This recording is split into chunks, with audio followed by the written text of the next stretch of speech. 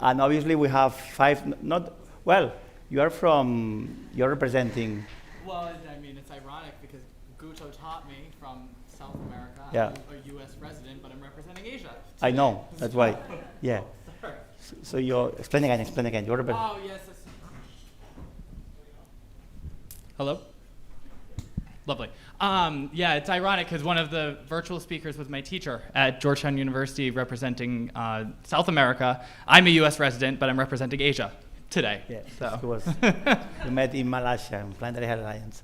So basically, it's a 5 continents talk, and Pedro Albajar from WHO and myself from Planet Health, we want to listen first, and then lead with questions and give totally open room for you to have a wonderful final conversation with the speakers. So we have Chris Lemon from Johns Hopkins University, clinical doctor. He was in the emergency room the day that the ship broke the bridge of Baltimore, remember, 2 months ago? He was there. Sadly for him, nobody entered finally for sad reasons in the emergency room, but basically he's a clinician, no? And also the director of Planetary Health Alliance. Chris, we are expecting here, waiting for your presentation, and you can stay with us until 50 minutes more, maybe, you told me, maybe? Oh, yeah, don't worry about me. Can you hear me okay? Sorry, one moment, we don't hear you. One moment. How about now? Yes, now yes. Go ahead. Great. Okay, wonderful. And I should be sharing a presentation screen. I don't know if that's coming across for you. Yes, one moment. Great. Thank you. Yep. Enlighten us about planetary health in America. Thank you. Sure. Yeah, I'll do my best there. So with that in mind, thank you for the introduction. I wish I could be there with you. Trust me. I could use a vacation right now. As Jordy said, I was there when the bridge came down a couple of months ago, and that was awful. But many more things to worry about right now and push forward. So I am directing clinical programs at the new Institute for Planetary Health at Johns Hopkins, and that's part of why I'm here to talk to you. But I'm also supposed to be addressing planetary health in the healthcare sector, which, first disclaimer, that's going to be connected to all the other sectors. And second, for North America, which I certainly don't pretend to represent all of North America, but I'll do my best, having chatted with some folks, to tell you what's going on. I will speak fast because I know we're past time here, but I wanted to say my 3 takeaway points for you is I hope you get one connection out of this. I'll share briefly about myself because I can't be there to network with you, but I'd love to stay in touch. I hope you're able to take one tool away from this, and I'm going to present about 10 in rapid succession about things that I've come across that I think could be helpful to you. And I want you to take home one idea, maybe something that I've come across or that we're working on that you may be implementing in your own home. And lastly, I just want to make sure that you maintain that sense of wonder. I think right now more than ever, we need to be paying attention to the fact that there's something amazing about nature and we're connected to it in so many ways, and yet we've gone away from that. Connected to health, because our health systems are very similar to the systems of the planet. And they're so delicate and so amazing at the same time. And lastly, yourself, especially those of you who are still sitting there in the afternoon right now. But more importantly, whatever you're doing to contribute in this fight towards planetary health, it's important and it's going to be taxing on you, but you are an amazing individual for doing this. So pushing right into things here, I want to give a third disclaimer. So number 1, I'm an American. Number 2, I've got 4 kids, which is not particularly sustainable. The twins were a surprise, I will admit. But the point is, we are theoretically a, quote, normal family. I pretend like I'm doing something for the environment by driving an EV SUV and dressing my kids in Patagonia and North Face. Clearly, that's not solving the world's problems. But to be a little bit vulnerable for a second, my daughter was entering kindergarten when COVID hit. And this was a paper that we pulled out of her bag. You know, you bring your kids' assignments home from school, and this was defining the 3 feelings she felt most. Number 1 being sad, as both of her parents were working on the front lines during COVID. And clearly that took a toll on us, but this was a gut punch. And this was actually my call to action, to do something about planetary health and the way the world was going. And so I hope you remember what it was that spurred you to be in the seats that you're in right now and carry that forward. For me, it was this reflection of the fact that in healthcare, we thought we were invincible. We thought we would just keep pushing forward, especially in the United States. And of course, COVID caught up with us, and for the first time, many of us in the global north felt truly vulnerable, especially in positions of privilege. And I'd say at Johns Hopkins, which is internationally known for medicine, in 150 years, we blazed forward to the point where we have these amazing resources in public health and nursing and medicine, and even that couldn't stand up against COVID. And so my concept here is we know systems are breaking down in the world in terms of balance. We've seen that despite improvements in healthcare, we're using everything in the world at an unsustainable rate. And these trends are only going to lead to, unfortunately, a reversal in our good fortune. And so as I move into things, planetary health framework, which you all understand, continues to be framed within these mediating factors. And that's what I want to focus on, is that the impacts of this are going to be felt differently everywhere. So speaking from North America, we have a huge responsibility in trying to solve this because we've been one of the most responsible parties in causing this. And I say that from the standpoint of healthcare, as we heard earlier, contributes to 5% of global emissions. In the United States, it's 8.5%. We are harming everything by caring for the people that we are signing up to see in medicine and nursing. We're cutting down the forests, we're causing climate change, we're crushing biodiversity, and it all kind of comes around to the sense of, are our human ways better than the natural ways? And so what we're trying to look at now is how do we get out of that framework? And healthcare, ironically, is one of the biggest contributors in North America, can also be one of the biggest advocates. What's our role in making this better? And I would say that it's no longer just the polar bears anymore. It's the people. We are the polar bears. It's come to that at this point where we're feeling the health effects right now. And so for those of you in healthcare, thinking about the stories of your patients is so important. We're doing a lot of work right now in the humanities and the arts, trying to focus on connecting people back to the human spirit. I heard earlier, not forgetting that there's spirit beyond the technology. These are the stories that are going to make a difference going forward. We've pressed beyond many capabilities of disability and diseases that otherwise would have killed people 100 years ago, but now we're teetering on the edge of a reversal, especially for our most vulnerable populations. And so with that in mind, I just point out what you already know, that we're in crisis right now. The degradation of our natural systems is a leading contributor to the global burden of disease. And at the same time, there are things we're going to start going through right now that are going to make this better. I don't get paid by Britt Ray, but I've heard her speak a few times now, and I want you to pick up this book if you can. It sort of makes sense of all of this anxiety that those of us on the front lines of planetary health are feeling, and helps to turn it in a way that you can actually start taking steps forward. So without further ado, humanity's pretty great. I say we just dive right into these because I know we're running short on time. So number 2 would be the Planetary Health Alliance. I'm sure in this conversation, I don't have to explain what that group is to you, but this is my new family now that they've moved to DC in the United States for their international secretariat. This is over 70 countries. This is hundreds, 430 members, I think last I checked, that are all working on this from around the world. And there are great resources, Matthew may touch on this more in a little bit, that are available through their website. But importantly, we now have this new international secretariat, and I won't play the whole video, but this is where they have now moved their international headquarters to in DC, and this is the building that we're working out of. 555 Pennsylvania Avenue sits at one of the great American crossroads, right in between the White House and the U.S. Capitol. The energy of this location is palpable. You can feel passion and purpose radiating from every corner. Welcome to the Johns Hopkins University Bloomberg Center in Washington, D.C. A 12-level steel and glass building with views of the Capitol, serving more than 2,500 students and 650 faculty from across all divisions of the university. This building represents the future of education. It's designed to promote interdisciplinary collaboration and bringing people together with different perspectives and different areas of expertise to solve tough problems. And so along those lines, it's very interesting, which I'll come to the Institute in a second. We are specifically forming a hub for the Planetary Health Alliance outside of DC because we do not represent North America in general. That shouldn't just be DC in the United States. It should be more representative of everyone. So that's coming soon, actually. There are meetings ongoing about where that will be.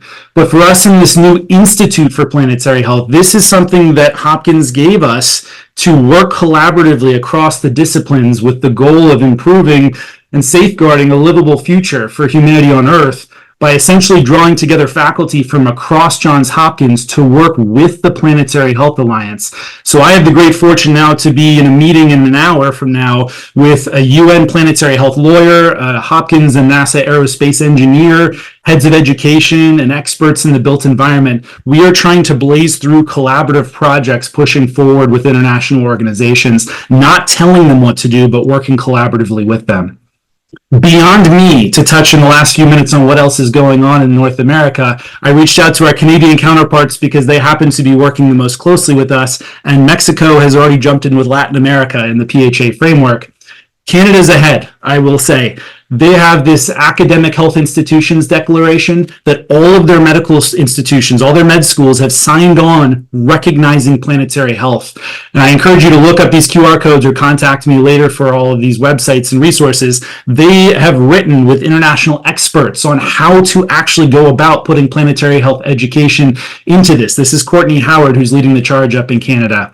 And then Hussein Molo has actually made it so that planetary health is going to be a required piece of education for all medical residents going through Canada as of later this year. This is huge.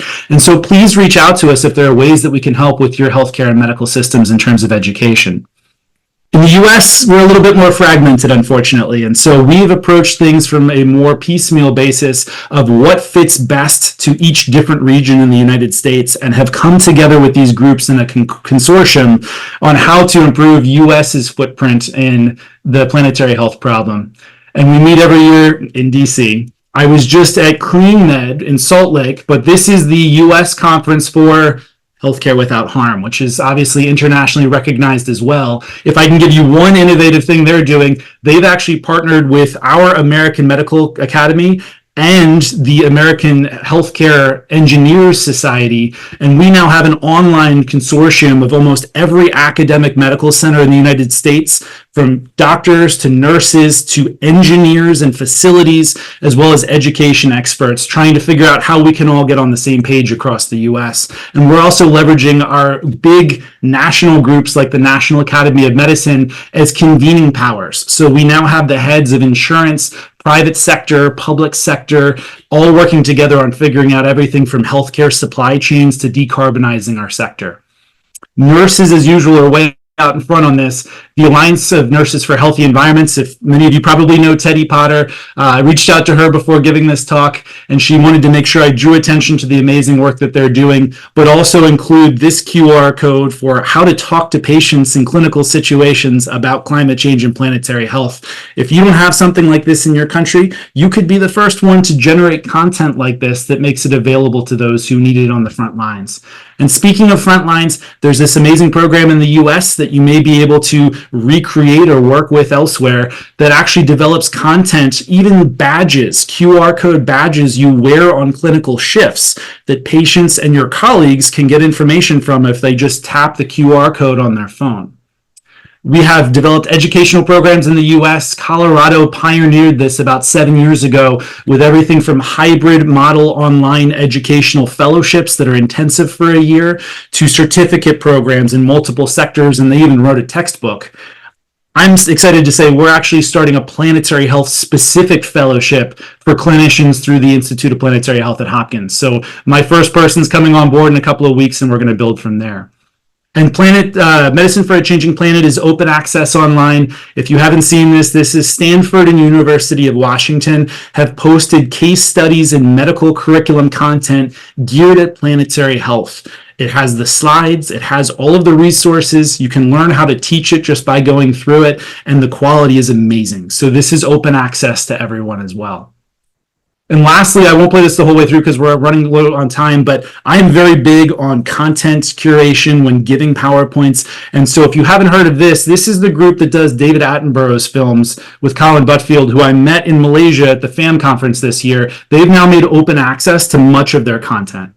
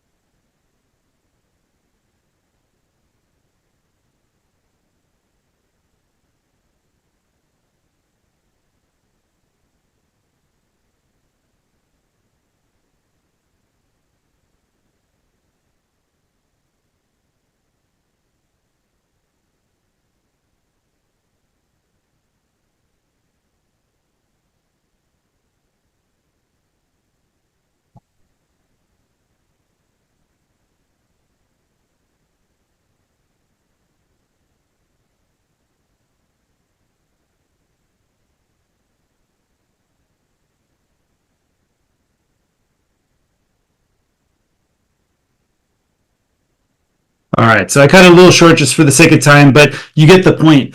I've been using it this morning with some of these. You can access thousands of pieces of media for your presentations at a level of people who are producing for Netflix, and it's open access so that we can convey our message in a more brilliant fashion. So I know I'm closing on time, but the quick take-homes I wanted to bring back were, I hope we've made a connection somehow. If there's something that I can do for you in my seat from DC, being at the International Secretariat for Planetary Health Alliance, as a clinician on the front lines, as someone who's working in this clinical program section of our new Institute for Planetary Health, please reach out. I hope any of these tools that we're using in North America right now might be useful to you, and I hope you come away with an idea, even if it's building a badge that your providers can carry on shift in your hospital that links to some of this content that's already there.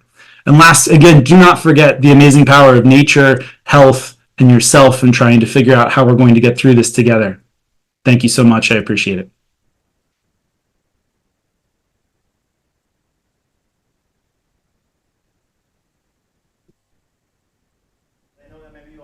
Few minutes. Just a very quick question, and maybe other questions from the public before you go. You have an amazing, wonderful building, by the way, in the middle of the political power, Washington. Did you move that for that reason, or why? How do you see your politicians with planetary health? Certainly, we're closer to them now, but I'd say it's that was part of my understanding for why the Planetary Health Alliance moved its secretariat to Hopkins, was the opportunity to have a space in that new building to be close to political influence and really be at the heart of what's going on in the United States, because there's no room, no time to lose whatsoever. And so we are trying to take advantage of all of that footprint in DC, as well as the fact that we're embedded with all of the other schools, like the School for Advanced International Studies. Thank you. Any questions from, I suppose you have many questions, no? No questions for Chris? You have them very impressed, Chris, I think. And thereafter, please reach out to me. I know we're short on time, but I'm happy to talk to anybody. No, if you can stay some minutes, we can continue with your colleagues.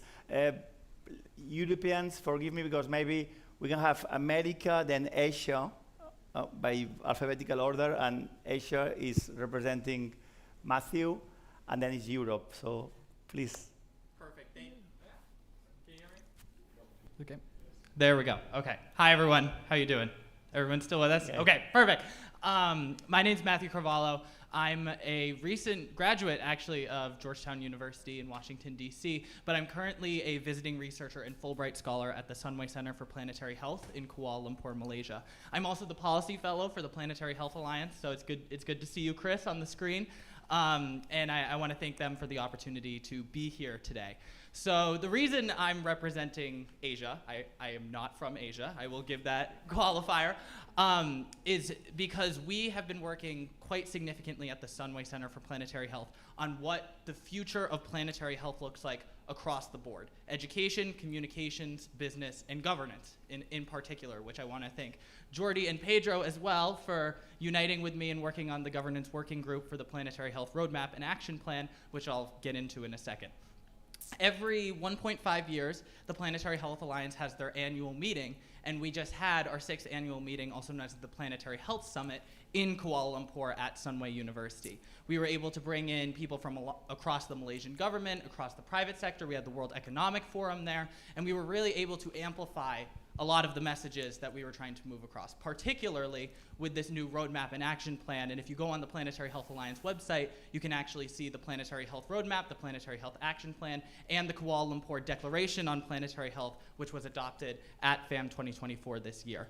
The important thing about this is planetary health for a long time, One Health, climate health, eco-health, all of these components have been very academic concepts in a lot of ways, which is great and powerful, and we absolutely need academic institutions as a part of this. But as an alliance, where do we go from there? How do we integrate? How do we implement? How do we advocate? And how do we move forward across sectors overall? This is what we tried to do with the roadmap. We brought 100 different specialists and experts from across the world, all 6 continents together, and we tried to take these 4 pillars of business, communications, education, and governance and chart a path forward for the planetary health community. So I'm just going to talk about the governance section, as a prime example. I'm sure as many of you are aware right now, global governance institutions are not necessarily equipped to deal with a lot of the problems we're facing right now.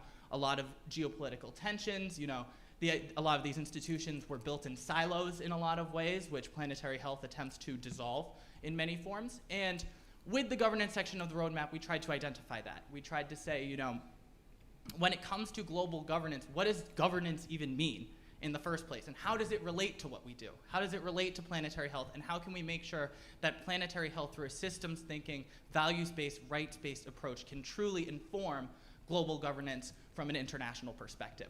So we were able to bring together, I think it ended up being 35 different experts from across the world for the governance working group. Thank you again, Jordi and Pedro. We had people from the World Health Organization, we had people from the UNFCCC Secretariat, we had people from universities, politicians, all kind of come together. Guto, who's gonna be in a video as well, was also on the working group. I'd like to thank him as well, to see what can we do? What can we do as planetary health advocates to make sure that the governance institutions that we want to see can actually be formed and revitalized as we head to the future? So we determined 3 kind of key things that we need to do. The first is an actual technical mapping of these institutions. When we look at the World Health Organization, the World Trade Organization, the United Nations Framework Convention for Climate Change Secretariat, all of these different acronyms that we see, Human Rights Council, how do they interact with each other? Because the planetary health is not just the World Health Organization. It's not just the World Organization for Animal Health. It's all of these institutions coming together and navigating together and leveraging almost the fragmentation between them to move forward a systems thinking approach. So what we're really going to try to do, and we're actually looking for people to help support this and move this forward, is do a technical mapping of conventions and global governance institutions for planetary health and moving that forward. The second is presence amplification. I mean, as Chris said, there are 430 institutions in the Planetary Health Alliance. We have a large space, a large presence, and a loud voice across all 6 continents. How do we move that forward? How do we make sure we know where people are, what they're doing, how to engage, and unify our messages too, to ensure whatever forum we're in, we're saying the same things and navigating and advocating in a way that is truly effective across fragmentation. And then finally is actual educational understanding. A lot of the times when you go into global governance spaces or intergovernmental fora, they are scary, scary places to be in, where you need to know a lot of things that you can't necessarily learn just throughout kind of engagement with them. You have to truly understand what diplomacy means, what public service means, what it means to value what you are bringing to these spaces, but then learn the technical engagement. And on that note, I'd actually like to pass it to my colleague, Abigail Carvalho, who is the educational lead for global health governance as public service, which is one of the first programs that we're doing with this roadmap to try and move it forward. We see youth as an entry point to try to kind of engage in this front. How do we empower youth and how do we move that forward to ensure that planetary health can be operationalized and revitalized across global governance? The Sunway Center for Planetary Health has been a very strong lead and advocate, as has the Planetary Health Alliance in particular with their international secretariat moving forward. So we see this as kind of a first case study in many ways. And the Sunway Center for Planetary Health and the Planetary Health Alliance look forward to collaborating and operationalizing with programs like GH Gaps, which I'll have Abby talk about for a little more. Thank you.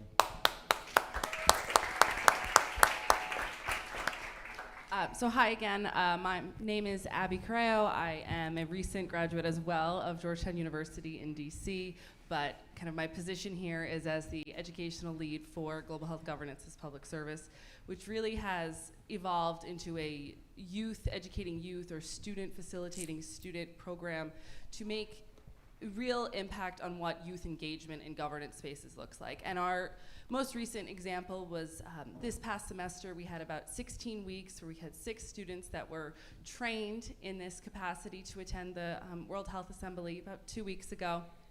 And the really important thing that I just want to underscore, and I know we are short on time, but is just this program is based on immersion and experience rather than prescriptive faculty education. And while technical content is important and it's a crucial element to allowing young people, specifically our program is at the moment undergraduates, so like 18 to 22 years old, but their youth as a term in these spaces does expand beyond that. There is really an importance of the soft skills, and we've heard the importance of networking before and connection, and just allowing students to have a learner-focused and learner empowerment throughout this process that really allows them to showcase the ability for youth to move these global governance spaces forward. And I could talk more about the program, but I don't want to take up too much of our We time can with our keep videos. talking later, maybe. Yeah, or exactly. Just let's pass the word to Prisco, okay? Thanks a lot. And we'll have a presentation for Prisco. We'll show just the very few last slides of the presentation. Yes. Thank you very So much. my name is Prisco, is an ancient Roman name. Piscitelli is the surname. And usually I work starting from this principle. This is the precautionary principle. You know, we have this principle stated also at the Article 191 of the European treaties. So it is something which enables us not to do anything in case of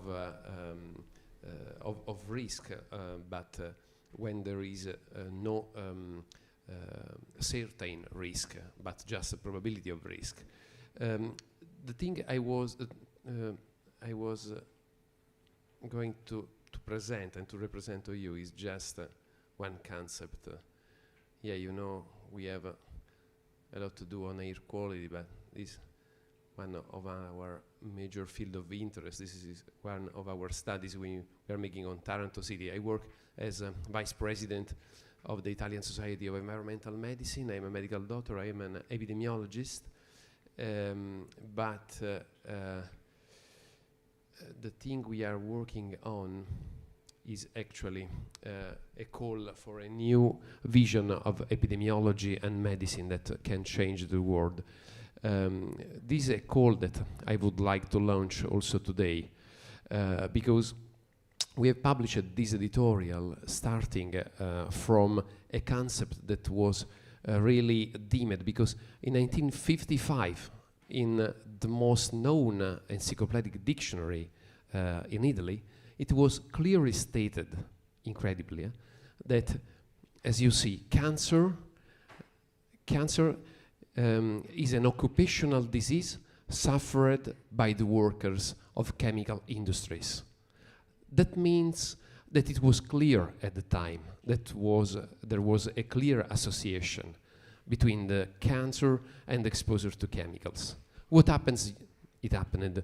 What is usually happening, that exposures that are limited on a very enclosed population, so working exposures, can become general population exposure, so can be generalized. And then we lost this kind of information. We started talking about the accumulation, gradual accumulation of random mutations, genetic mutations that day by day, year by year can accumulate. But this is something that we are not seeing anymore. So the facts, the observations, that means the truth. So epidemiologists really have the opportunity and the chance to work with the truth, no? Because we work with the observations. So if the observations, which represents the truth, the facts, are no more consistent with the major theory, we cannot change the facts. We have to start adapting maybe the theory, no? And we are working now on the epigenetic theory, no? Which means that we are all exposed to environmental treats that and environmental exposure and contaminants that to our cytoplasma can enter in our cells and interact with our epigenetic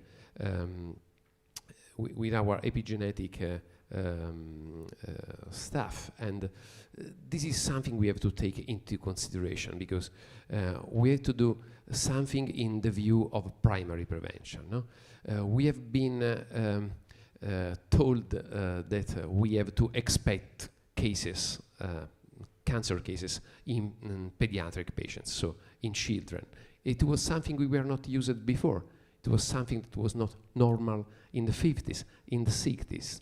So it is something we have to think about and change our vision, because our goal as medical doctors, as community who is taking care about planetary health, about One Health, which is a concept very connected to the planetary health, is let people do not become sick. Let vulnerable groups such as children not become sick. So this is true for cancer, this is true for many other conditions that can be linked to the exposure, for example, to 94 contaminants, endocrine interference that there are present in amniotic liquid, for example. So that then can influence the development of neurodevelopment conditions. Let's just think to the epidemic of autism or autoimmune disease that we are experiencing. The diabetes in young people that were representing 1%, now it is 10% of diabetes. We have to move into a new kind of vision of medicine and epidemiology, which is based on primary prevention. So thanks a lot, and we just mentioned that as Italian Society of Environmental Medicine, we have just promoted the opening of the SESMA, the Società Española de Medicina Ambientale y Cambios Climáticos. We have here some people representing the society, also the Vice President, Andrea Falco, who came from Madrid with Jorge Barrios from the Council. I see also here Elena Codina. We work with WHO since a lot of time, with Mariana Ira in this department, and we also promoted in the US a new network, which is called the Environmental Health Research Organization. We will be glad to be introduced to the Planetary Health Alliance. Thanks a lot. Thanks.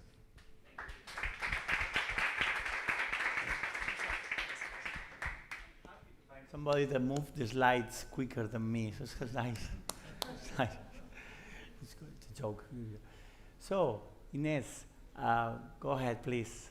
So, I will talk in English. Sorry, but it's not good. But speaking Spanish, it's worse. And if I talk in Portugal, you feel like me in the morning when I hear about Catalan.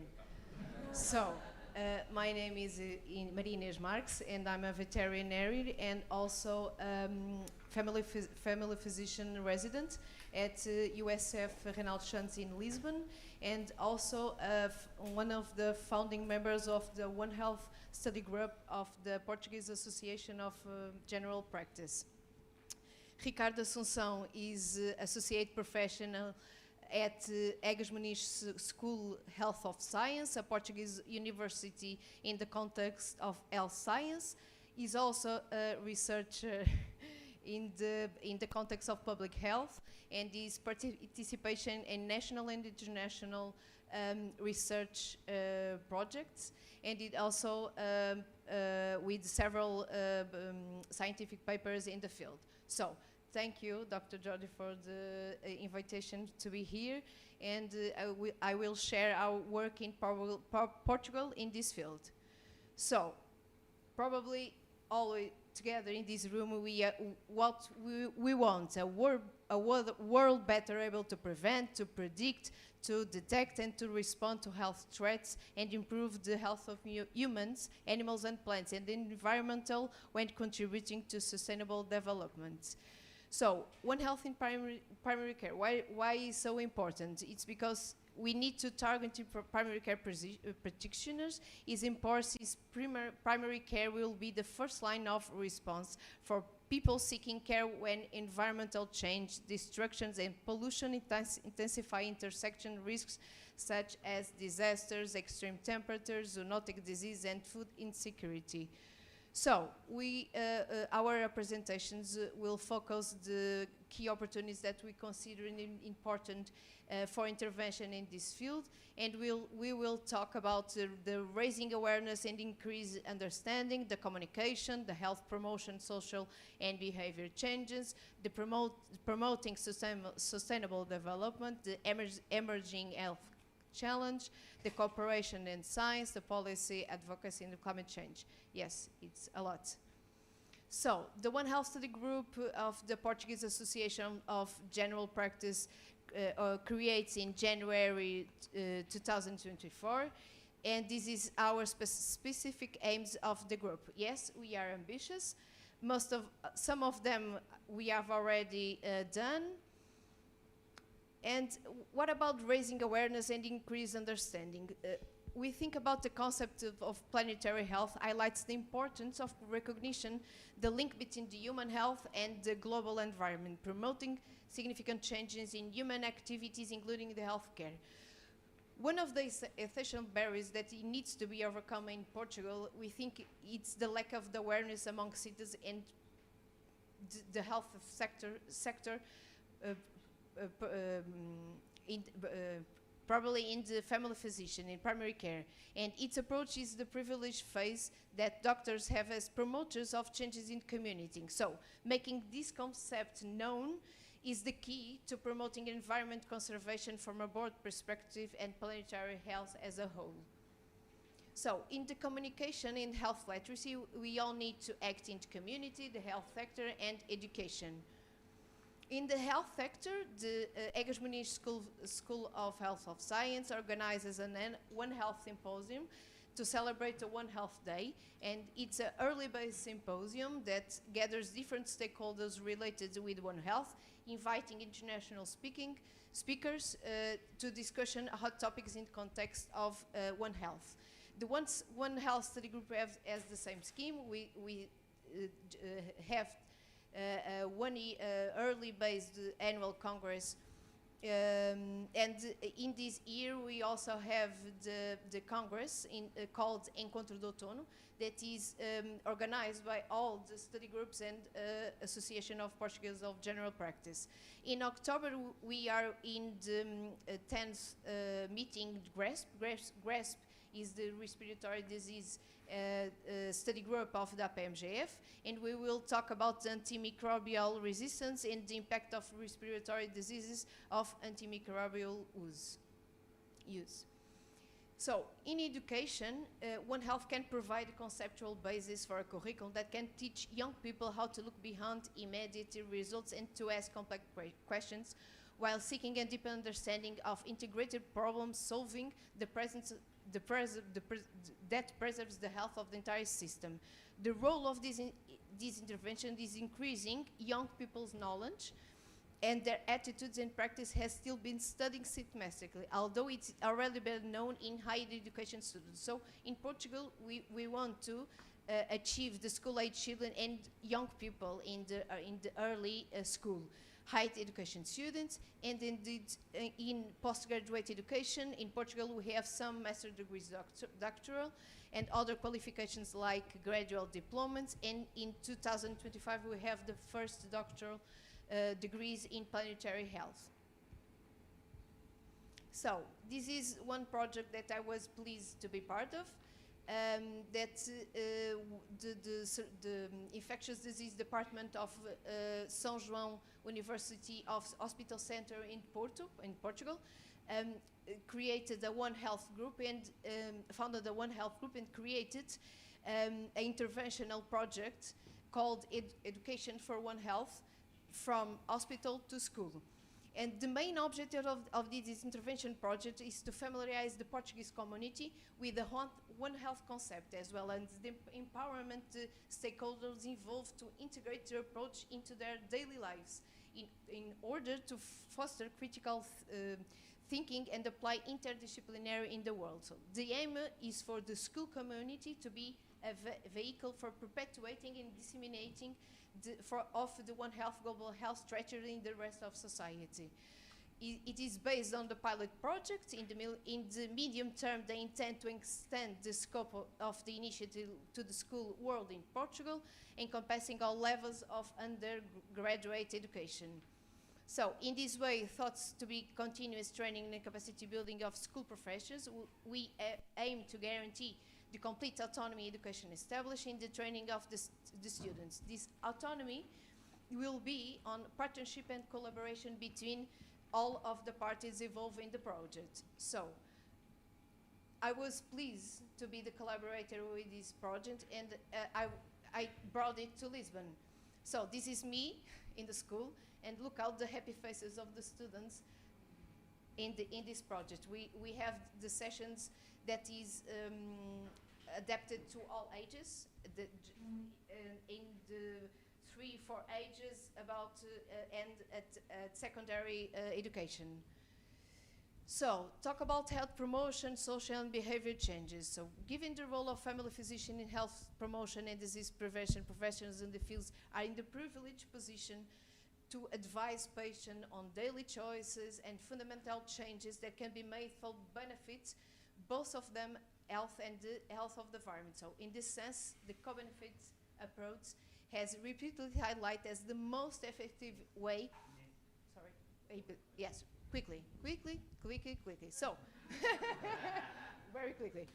One example on promoting sustainable development is the transition, the food systems, and it will well establish the exert and increase impact on the environment, and is amplified over time due to growth of the human population, changes in food consumption patterns, and intensify of production systems. So it is important to think about alternatives like produce and eat differently, and we need to making healthier and sustainable food choices. So Portugal origins this project called the Insect Area that promotes or identify alternative protein sources in insects that could be healthy and sustainable. In Portugal, we have the action plan to combat the resistance antimicrobial, and the PPC is the program of control the infections and the resistance, created also a pocket guide to antibiotic therapy in outpatient setting to improve the antimicrobial stewardship. So zoonotic diseases called by zoonotic spillover. So cooperation in science and what we do in Portugal. We work with the Portuguese Council of Health and Environment, and we are drawing in this year recommendations about environmental sustainability standards in the use of inhalers. And the Egas Muniz School of Health Science have 3 projects. The insect area that considers insects in the food chain as alternative source of protein for food, but also in context of circular economy regarding food waste. We have the Embalagem do Futuro, like focusing the development of different food package alternatives, and the Best Cost project is developing a new methodological framework to understand the social and health costs of air and noise pollution. Hopefully, in 2025, we will be the first online course on planetary health for primary care with association out of with the Faculty of Medicine in Lisbon. We need to move forward because we need have two speakers yes. And we have to need us time. Bye. Muchas gracias.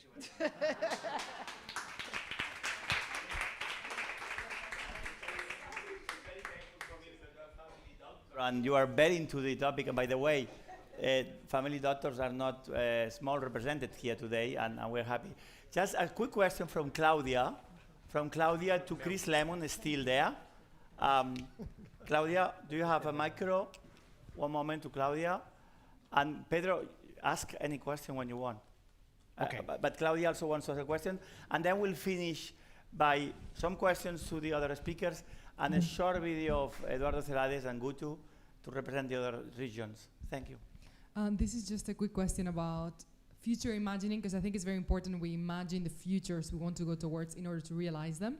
So I want to add this to Chris especially, but if you want to add something as well, Maria, I would love that. So the question goes as follows. You've succeeded, okay? You've managed to implement planetary health training across the US, and this started today, and we're 10 years in the future. And every single medical professional is now implementing this in the way they work. How does this look like? What has changed as a result of this? What do you see? Small question. Yes. Yeah, I was like, isn't it time for happy hour? So You need to go. Yeah. it's only 10 something in the morning here, so I don't get out of this that easily. But I mean, it's a great question, and that's what we've been talking about. Imagining futures. We just wrote a grant on this to try to be internally funded at Hopkins to bring our institute together, literally discussing like Demonet, like imagining the future we want, and then how do we reverse engineer that across the sectors in our institute to make our university function that way. And it's something we've been thinking about in the healthcare sector, because as you know, the U.S. healthcare sector is a mess. And I'm not a healthcare policy expert, I'm a clinician, but we're a combination of private, public, government run. I mean, it's just such a conglomeration that my hope is that this brings the systems together to some extent. We're having a huge issue right now with corporate takeovers from private equity groups who are buying up health systems. And that's even putting more burden on productivity and efficiency. And I think, like Sam Myers always says, if we get the diagnosis wrong, we get the treatment wrong. If we start reframing our clinicians to think about this in a planetary health way when they're getting their education, the hope is that this expands, even economically. It creates positions within healthcare to work as sustainability officers. I know coming down the pike for us, it's looking like sustainability is going to be either a carrot or stick with the way that our health systems are reimbursed. And so if this works in 10 years, the hope is that people are thriving in this space, working collaboratively, and maybe most of all, I'm sure it's this way in the rest of the world, everybody is burned out here in healthcare, especially coming off of COVID. We need hope. We need something that we feel like we can get our hands around and improve. And this, to me, symbolizes what we're going to be able to do with this. Thank you. I love that, and it really tells us what we're fighting for. Prisco, Matthew, Abigail, do you want to answer also that? Or the youth part, how do you see the world?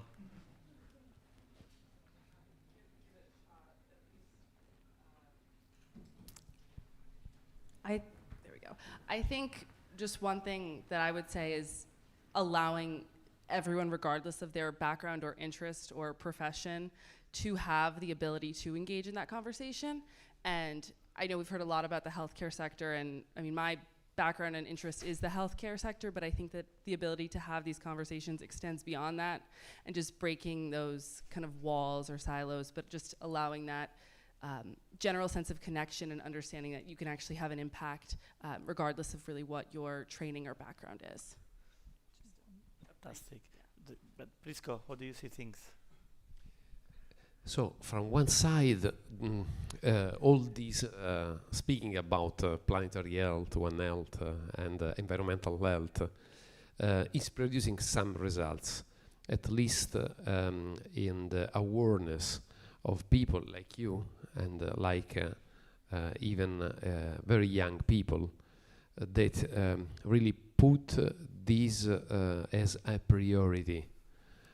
For example, we had European elections in this the last weekend. Even 50% of people did not go to vote, but really a lot of people and young people, even a lot of people who did not vote, who I spoke with, they were willing to put this as a priority, this point as priority. So this is the first result, because it was not like that in the generation of your father or my father. This is the first result. The second result is that we are doing something. No, as Chris was saying, he was speaking about the in the United States from his observatory of John Hopkins, about the mess of our healthcare systems all over the world. Healthcare systems are producing a lot of pollution. They are one of the not say the primary source of pollution, but you know, a lot, really a lot. We recently published a study with SIMA, along with the new dean of the Harvard School of Public Health in last November, about the impact, negative impact of healthcare system on the environment. Something is going to be done. There are a lot of projects to reduce this impact, both in the energy consumption, waste production, waste management. It was not a problem, not even addressed, not even perceived as a problem some years ago. Do you agree, Chris, from there? And on the other hand, when we speak about, for example, One Health, antimicrobial resistance, our colleague from Portugal was speaking about antimicrobial resistance. She's a veterinary doctor also, so, but also a medical doctor, a GP. So she is the personification of the One Health. No. She can become the testimonial for Jordi of the One Health. But I have the impression, I don't know if at WHO level this is perceived, I have the impression that even when I participate to the European Commission conferences of One Health, that there is a lot of speaking about One Health, and even a lot of speaking about planetary health. I participated into some Lancet conference on planetary health. But then the actions that we make on that are very low.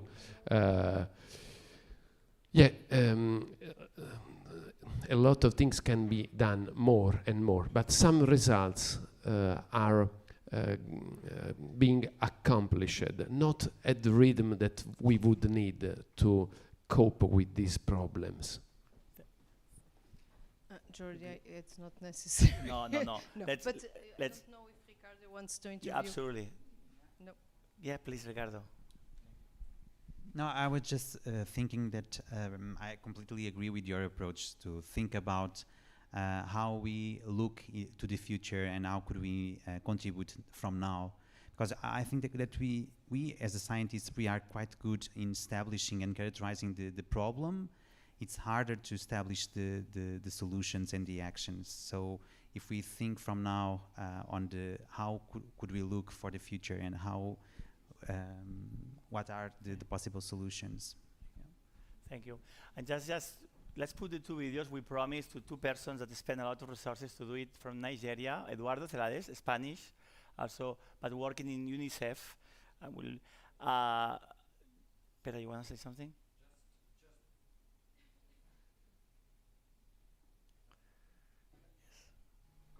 No. Just to introduce Luiz Augusto. Yeah. I like to introduce him that we are networking in a transversal way, not with the friends. We are networking with the cohabitants that are in our right and our left, but we are networking as well in a longitudinal way with the ones that were behind us and the ones that are coming afterwards. To have this, I think, is in the line what you are saying. So to have Luiz Augusto is a privilege, because actually I have to mention as well the seminar, the workshop we organized with Andorra, that actually was something before this chapter, and was actually the beginning of this journey to put in value the ones that are doing, the doers, the ones that have validated. We have to continue to publish about estimations, about correlations. I think we have to publish more about the ones that are having impact and put that in value. So it's why both Celades and Luiz Augusto are two very good examples of these two ideas. We will finish with them, and the ones who can wait 5-7 minutes will make a nice photo, final photo, promise. 5-7 minutes. Let's put Eduardo, thank you. And it's true that 3 years ago, we did an amazing conference in Andorra, thanks to Dr. Piquet, that was at that moment the director of the Andorran healthcare system. And we launched the International Planetary Health Conference in Andorra. Was quite a germinal moment from this after moment. No? So that's true. And Gutu, Luis, made an amazing speech that we fell in love with that. No? And it was your teacher also. So let's finish with Gutu, start with Celades and finish with Gutu. Yeah, thank you. We can even move a little bit forward if necessary. This is Eduardo Celades, Hello. Head of Director of Good UNICEF. morning, good afternoon. My name is Dr. Eduardo Celades. I am the Chief of Health of UNICEF in Nigeria. As you may know, UNICEF is the UN agency that has the mandate to deliver services and to ensure the rights of children and women across the world. Here in Nigeria, we have a very extensive presence. And what we are trying to do, in my case, is that the children have access to health. How this looks like in practice, it's complex. It's a country with a lot of inequities. It's a country facing climate change, disasters, etc. So today I'm going to talk about how we're using innovation to really change the way that services are delivered. And this is basically how we are transforming the air in oxygen using solar energy, and how this oxygen is used to treat pneumonia and to save lives of newborns and children under 5. I have a presentation now that I'm going to share with you. So now I'm going to talk about the oxygen gap and what is the situation of children under 5 and newborns in Nigeria. Nigeria is a huge country. Every year, more than 8 million children are born. However, under 5 mortality is more than 100 every 1,000 live births. It means 1 out of 10 children are going to die before the age of 5. And why is that? What are the main causes? So are the typical 3 main causes that we see in many low-income countries, low and middle-income countries. And this is pneumonia, malaria, and diarrhea. So today, I'm going to focus in pneumonia, right? So we know in Nigeria, up to 950,000, we have almost 1 million deaths every year of under 5. And many of them are preventable, especially because of pneumonia. So this is the problem that we had. How we decided to address that, how we decided to address these more like 100 deaths of children every hour.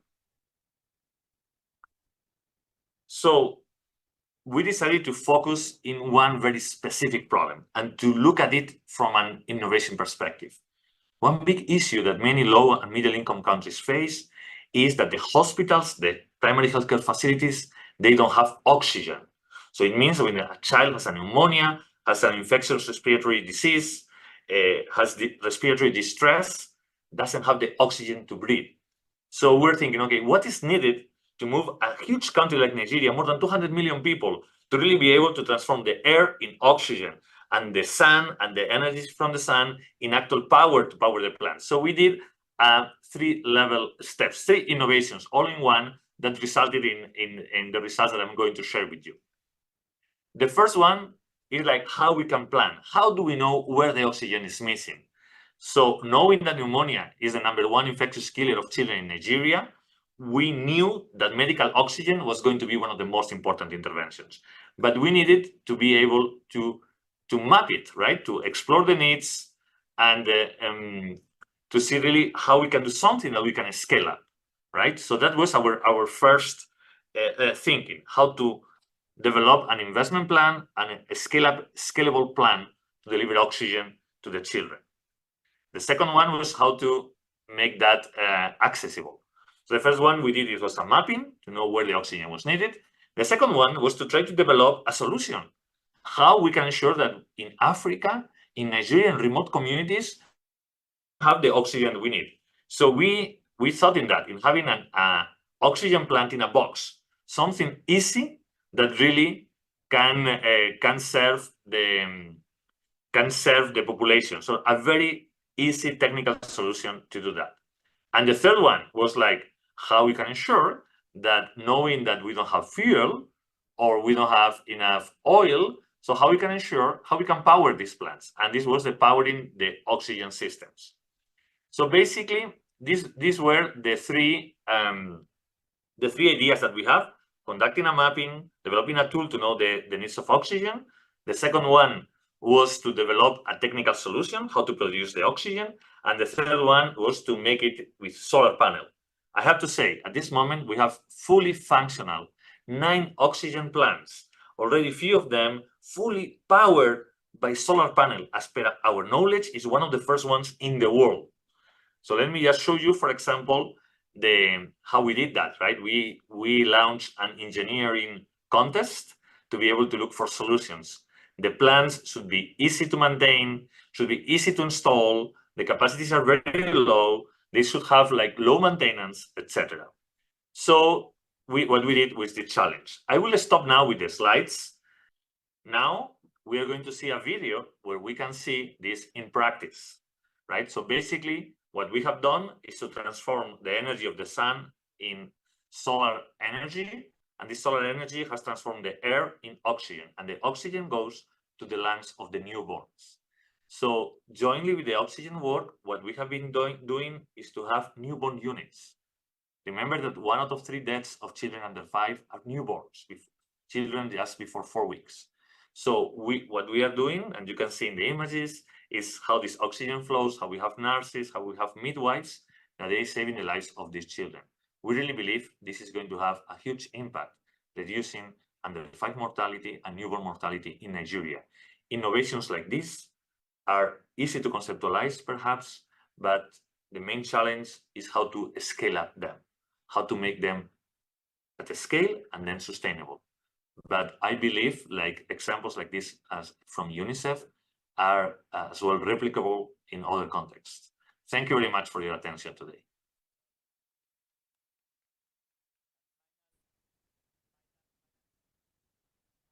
Queridos Pedro, Jorge, muito obrigado pelo convite para estar com vocês aqui hoje, discutindo um assunto crucial: como podemos alcançar a equidade em saúde e o bem-estar do planeta trabalhando juntos.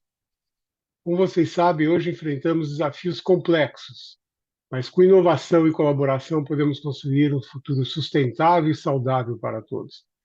Vejam o que aconteceu recentemente aqui no Brasil, no Rio Grande do Sul, com essa enchente, um fenômeno climático, uma crise climática, fenômeno esse associado com todas as mudanças que estamos sofrendo no mundo, causados pelo próprio homem, e como foi importante a colaboração e a liderança da ministra Anísia para poder lançar mãos e imediatamente salvar vidas. Foram salvas inúmeras vidas por causa da ação imediata e da colaboração. Mas também vamos aprender nos próximos meses, quando formos analisar a resposta, os pontos que podemos melhorar. Podemos melhorar com a nossa colaboração científica, com inovações, com novas maneiras de fazer bem para o planeta e para a saúde das pessoas. Principalmente aquelas pessoas que vivem nos rincões mais pobres, que vivem naqueles lugares mais vulneráveis e que, portanto, no dia a dia já sofrem muito e têm muitas dificuldades para poder manter a sua saúde. Durante uma crise planetária, seja ela climática, seja ela da biodiversidade, seja do que for, eles vão sofrer mais e primeiro. Então, pensar neles, pensar no planeta, é pensar na saúde de todos, é pensar no bem-estar de todos. E nós, da comunidade científica, eu tenho certeza que aqui eu falo por todos os cientistas que poderiam estar aqui com vocês nesse momento importante de chamado, temos como contribuir. Vamos trabalhar juntos, vamos entrar nessa empreitada, vamos apoiar essa nova iniciativa e vamos trabalhar todos esses conceitos: saúde planetária, ecossistemas, mudança climática, as questões, o planeta saúde, como agora está sendo chamado, saúde única, tudo isso vai nos ajudar a descobrir novas formas de salvar vidas. E mais que tudo, de promover a equidade e ter uma sociedade melhor, mais saudável, num planeta muito saudável que ainda vai estar por nós por muitos e muitos anos. Mais uma vez, muito obrigado. Contem conosco para essa empreitada. Um abraço. It's good. It's good that he spoke in Portuguese to finish. I think I told you that we were multilingual here. And it's good that he was your teacher, no? But in Washington, he doesn't speak Portuguese, no? He is the father of the Pan-American Health Organization. Okay. So fantastic. So a big applause. Chris Lemon has already left. Thank you very much, Matthew, Abigail, Inês, Prisco, for these amazing 5 continents. Chris, are you there? No? So I think we can say, Pedro, you want to say something? No? Thank you very much. I think we are looking for your feedback. I think this is the first chapter. Yeah. So this pilot in how to, and the idea is to move in other cities. Yeah. Friday we are discussing in Madrid. We were discussing already in Rio de Janeiro, etc. Yeah. So please, any comment, any feedback will be very welcome. Thank you very much. Thank you very much, everybody. So